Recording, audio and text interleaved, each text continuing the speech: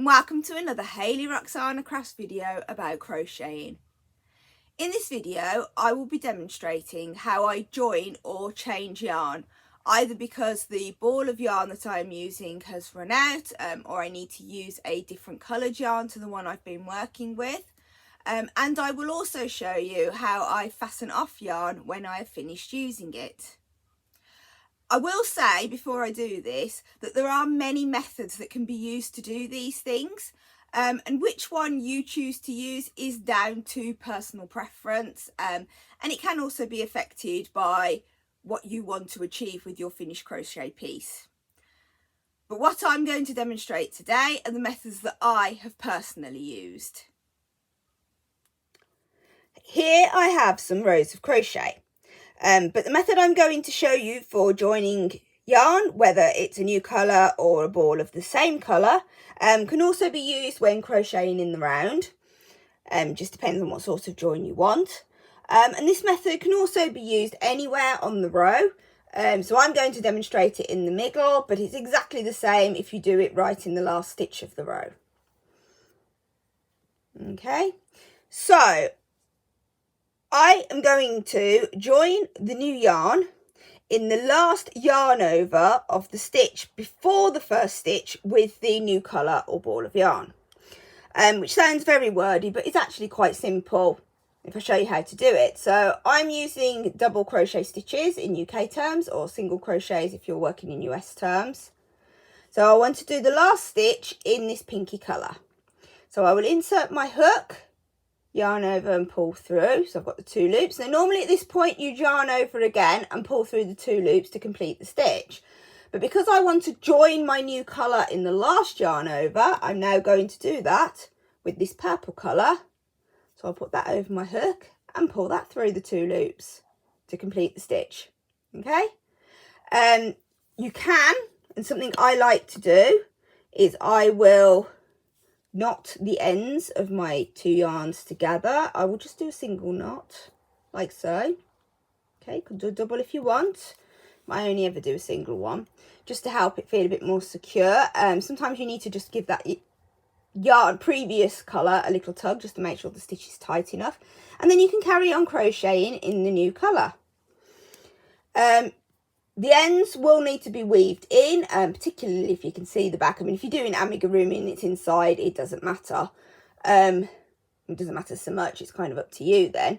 But if you can see the back of your work, you'll need to weave these ends in. So you can just crochet over the ends as you start crocheting in the new colour.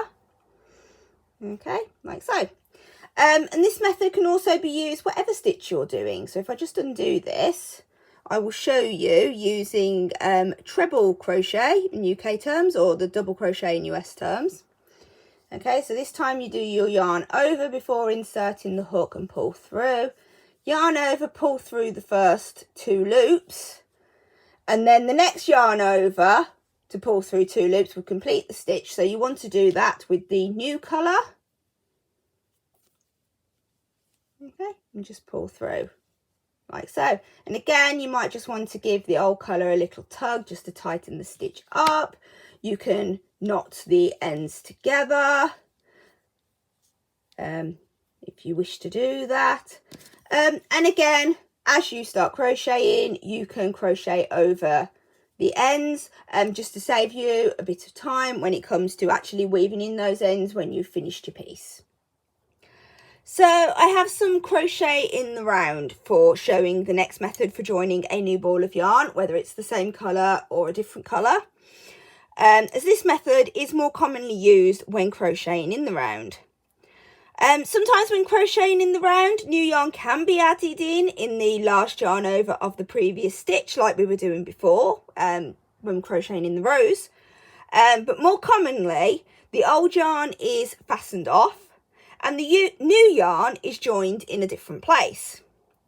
So this crochet is already fastened off and I want to join the new yarn in a corner space. So before I do that, I am just going to attach my new yarn onto my hook, just using a slip knot like we've done previously, like so. Okay, Now, because I want to join it in a corner space, I have got 4 spaces I could choose from. So I could just go back to where I finished off and carry on from there. But that can then give you a lot of ends to sew in a very small space, making that one particular corner quite bulky. So the best thing to do is move to another corner, and I simply just go to the next corner space along. So I want to join my yarn in here. I've got it on my hook, so I'm just now going to do a slip stitch to join that yarn to that corner space, like so. And now I can just carry on crocheting from here with the new colour. As I do my first few stitches in the new colour, I usually crochet over the tail, just to give me a little bit less to have to weave in when I'm finished. Okay, like so. Just sort of do a few stitches over that end. Okay. So this method of using the slip stitch to join your yarn, like I said, is more common when crocheting in the round, but it can be used when crocheting in rows.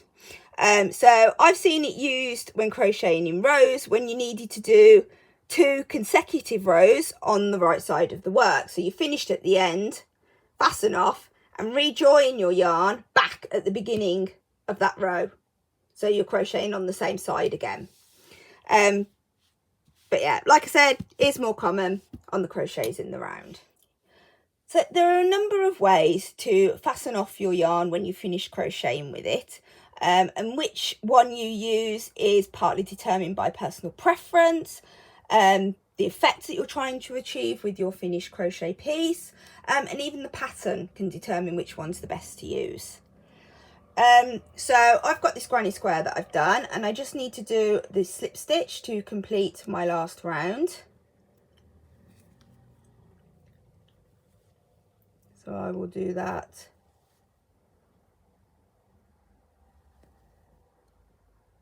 like so.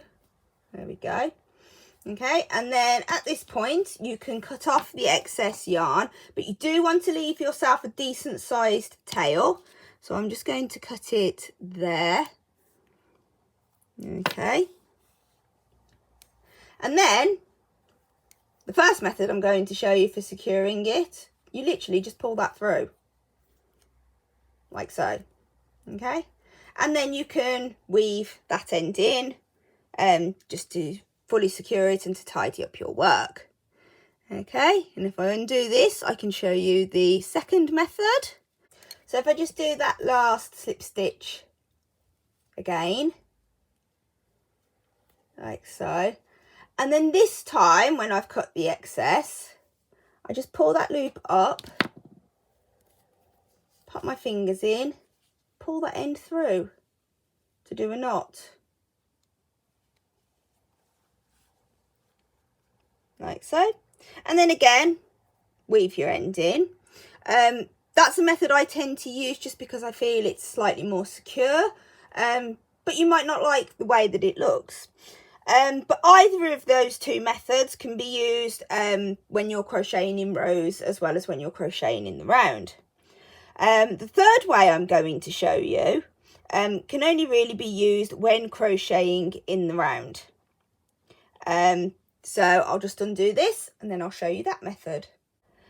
So usually at the end of the round, you join the last stitch, or in this case, a chain, to the beginning of that round using a slip stitch. But in this method, you're actually going to use a needle to do that slip stitch rather than using your hook. Okay, so you want to start by just pulling that yarn through once you've done that last stitch, or the last chain in my case, like so. And then you're just going to thread this end of the yarn. So if this was still joined, you'd obviously need to cut it before you could do this. Just thread that onto a needle, like so. And then take the needle to feed through where that first stitch is of your round, under both of the sort of legs of that stitch, like so, and pull that through. And then just to complete that slip stitch, you want to go back into the last stitch or last chain of your round, just sort of through the center of it, like so, like that, and then pull it in. Okay, and that actually gives you an invisible join to the end of your row, and then you can just weave in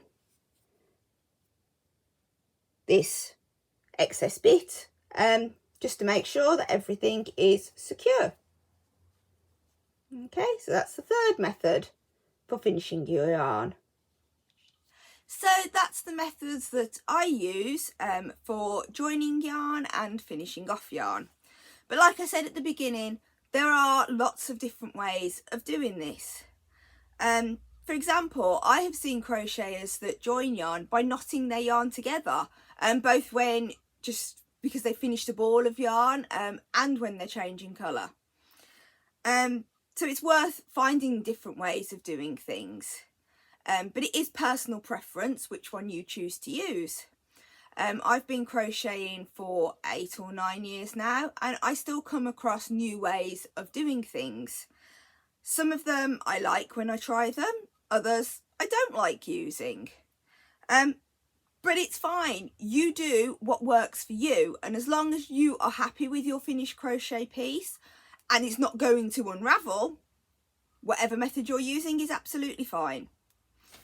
But finding new ways is all part of being a crocheter and a crafter in general, the way of developing your skills and your knowledge and just learning, and that's something that is important to do.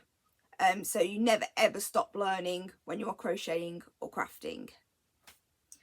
If you've got any different methods for joining or finishing yarn that you would like to share, please pop them in the comments, along with any questions that you have. I'll put links to items I've used in this video in the description. And that's it. So thank you for watching, and I'll see you next time. Bye!